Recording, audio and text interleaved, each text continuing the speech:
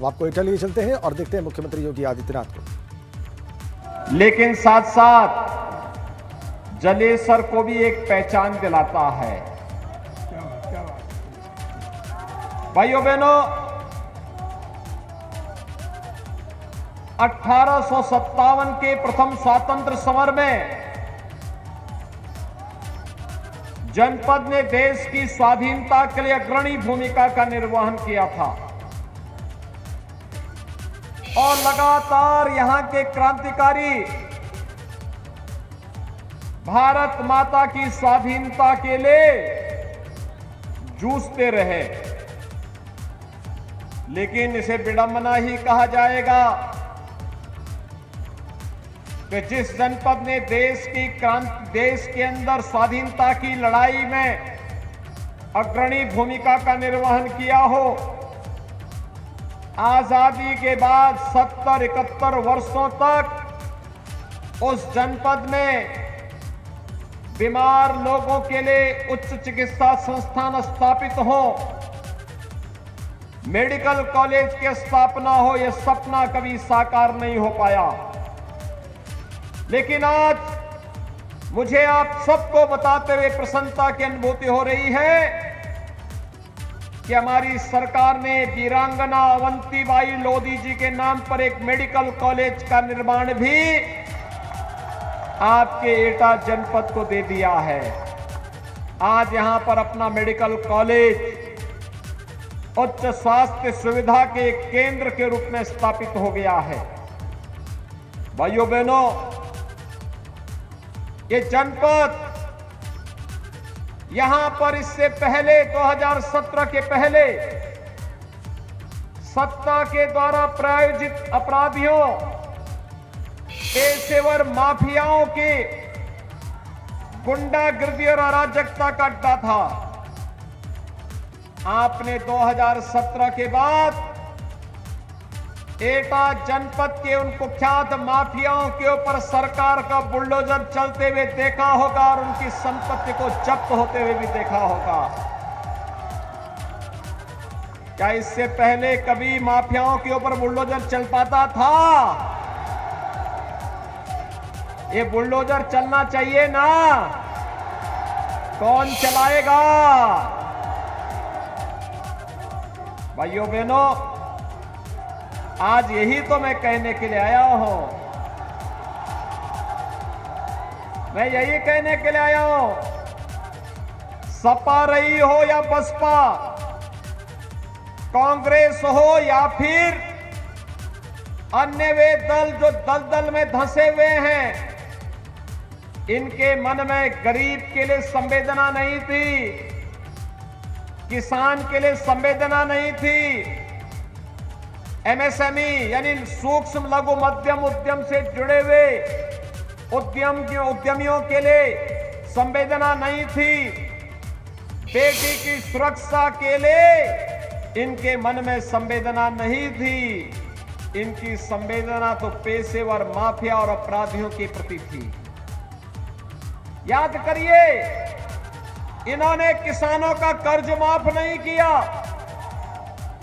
इन्होंने अन्नदाता किसानों के बारे में कुछ नहीं किया, बेटियों की सुरक्षा के लिए कुछ नहीं किया, गरीबों को मकान नहीं दिया, गरीबों को शौचालय नहीं दिया और स्वास्थ्य की भी कोई उत्तम व्यवस्था ये लोग नहीं कर पाए थे।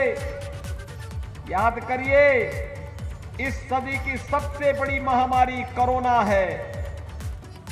कोरोना में दुनिया की बड़ी बड़ी ताकतें इस महामारी के सामने पस्त हो गई और उत्तर प्रदेश में हमने कोरोना के जिन को बोतल में ऐसा बंद कर दिया कि हजारों की संख्या में भीड़ एकत्र है, कोरोना का कहीं अता पता नहीं। ये होती है कोरोना प्रबंधन की, कैसे कोरोना प्रबंधन होता है।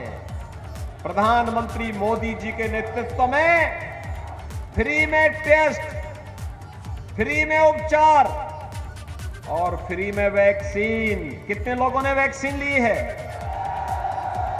वाह जी, आपका मैं अभिनंदन करता हूं, आपने सबने वैक्सीन ले ली है। मैं धन्यवाद दूंगा अपने इन दोनों विधायकों को जिन्होंने वैक्सीन लेने के लिए सभी लोगों को प्रेरित किया। भाइयों बहनों, जो लोग वैक्सीन के खिलाफ दुष्प्रचार करते थे, कहते थे कि यह मोदी वैक्सीन है, भाजपा वैक्सीन है, अब तो उनको जवाब दोगे ना, ये मोदी वैक्सीन और भाजपा वैक्सीन से ही जान बची है। बताएंगे? वोट की चोट से उन पर जोरदार प्रहार करेंगे ना। और भाइयों बहनों, एक तरफ फ्री में वैक्सीन, सबको वैक्सीन, और दूसरी तरफ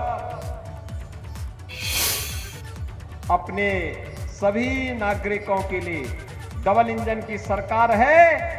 डबल डोज राशन की महीने में फ्री में व्यवस्था। ये राशन पहले मिल पाता था? नहीं मिलता था ना। और ये बिजली आती थी क्या?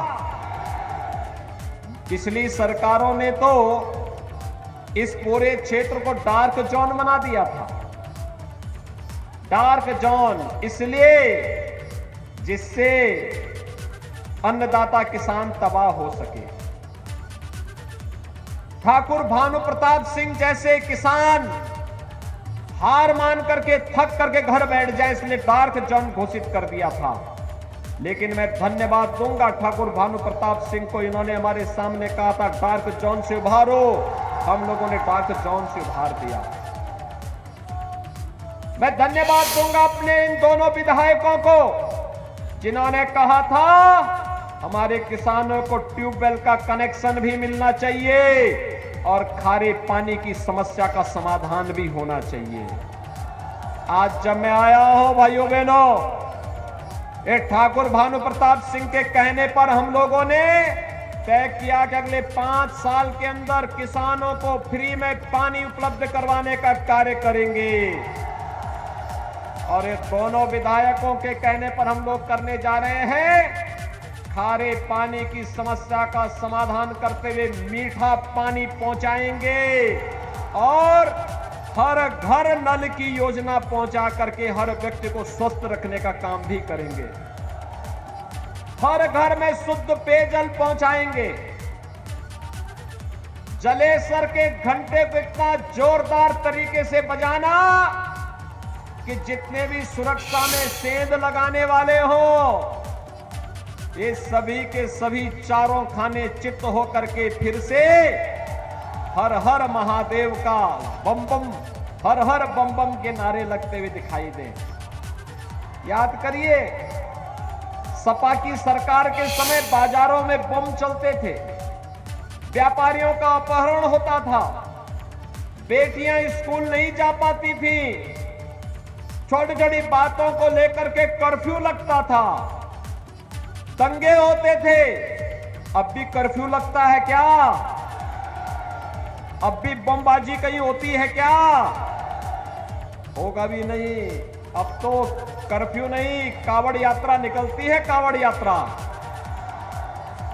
और बमबाजी नहीं होती, बल्कि हर हर बम बम के नारे लगा करके हमारा कावड़ यात्री निकल करके भगवान शिव के मधुर भजनों को गाता हुआ भगवान शिव का अभिषेक करता है।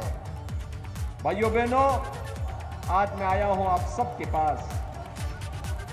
आपने देखा होगा क्या फर्क है, आपने देखा होगा कितना परिवर्तन लाने का काम किया है। और भाइयों बहनों, आज आप देख रहे होंगे अकेले आपके एटा जनपद में हमारी सरकार ने लगभग 64,000 किसानों का कर्जा माफ किया था। कितना? 64,000 किसान परिवारों का। और प्रधानमंत्री किसान सम्मान निधि में 2,87,000 किसानों को 6,000 रुपए हर वर्ष प्रधानमंत्री किसान सम्मान निधि का लाभ उनके अकाउंट में आता है, सीधे उनके खाते में आता है। भाइयों बहनों, 2017 के पहले समाजवादी पार्टी ने अपराध ही नहीं बढ़ाया था, एक पाप और किया था। ये दिव्यांग जनों को, विधवा महिलाओं को, वृद्धजनों के पेंशन को रोक दिया था। छठे छटाए गुंडों को उसने पेंशन देना प्रारंभ कर दिया था। भाइयों बहनों, आज हमारी सरकार प्रदेश के अंदर 1 करोड़ गरीबों को, 1 करोड़ दिव्यांगजन, विधवा महिला और वृद्धजनों को 12,000 रुपए पेंशन दे रही है। और आपके एटा जनपद की मैं बात करूं तो भाइयों बहनों, यहां पर अगर मैं बात करता हूं तो 11,500 से अधिक दिव्यांगजनों को, 23,700 से अधिक विधवा महिलाओं को और 40,000 वृद्धजनों को 12,000 रुपए सालाना पेंशन की सुविधा हमारी सरकार उपलब्ध करवा रही है, अकेले एटा जनपद को। भाइयों बहनों, 15 लाख गरीबों को एटा जनपद में महीने में 2 बार फ्री में राशन देने का कार्य सरकार कर रही है, आपके अकेले एटा जनपद में। और आवास की सुविधा की मैं बात करूं भाइयों बहनों, समाजवादी पार्टी की सरकार अपने 5 साल के कार्यकाल में, 5 साल के कार्यकाल में पूरे उत्तर प्रदेश में मात्र 18,000 गरीबों के लिए मकान स्वीकृत की थी। दिया एक को नहीं, लेकिन स्वीकृत किया था 18,000। और डबल इंजन की भारतीय जनता पार्टी की सरकार ने 43,50,000 गरीबों को एक मकान दिया है।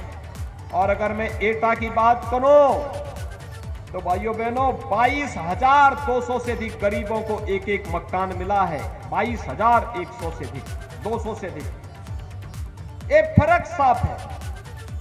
लेकिन भाइयों बहनों, ये गरीबों को आवास, गरीबों के लिए शौचालय, हर घर नल की योजना, मेडिकल कॉलेज की सुविधा, अन्नदाता किसानों के लिए फसल ऋण माफी का कार्य हो या फिर अन्य सुविधाएं, नौजवानों के लिए टैबलेट और स्मार्टफोन हो, या डिग्री कॉलेज, पॉलिटेक्निक और ITI का निर्माण, फायर स्टेशन की स्थापना का कार्य हो, या फिर जलेसर के घंटे को 1 डिस्ट्रिक्ट 1 प्रोडक्ट में शामिल करके वैश्विक मानचित्र पर प्रस्तुत करने का कार्य।